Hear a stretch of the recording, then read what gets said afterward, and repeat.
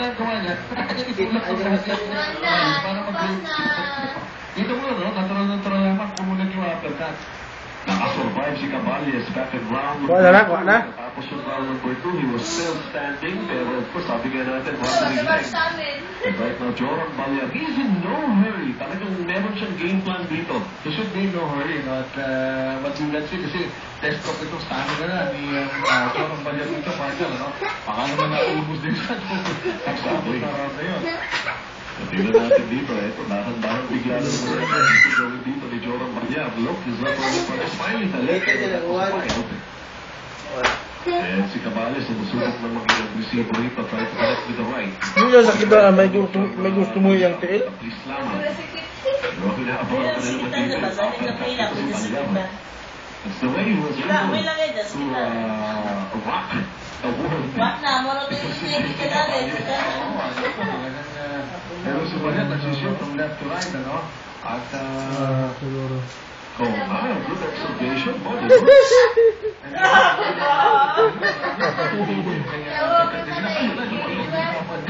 And he's supposed to be in southpaw. So, may impress ka rin dito kay Joran Balya. Very, very young fighter. Start nagsisimula mga career. Today, a lot of promise. Very promising fighter ito si Joran Balya. Caballes.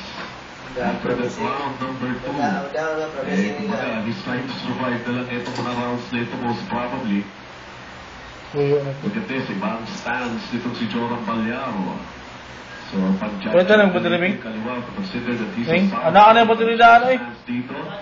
Excuse me. Alam mo, si Joran Balya, ang tingin mo dito, ay inaabot na rin ang Nakaka na yung patuloy-daan, Bing, oy. Wala yun. Palit na mo na eh.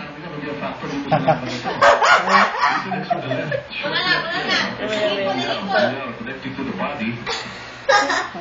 Ano ka nag-up may material na? Hindi, sa kontak.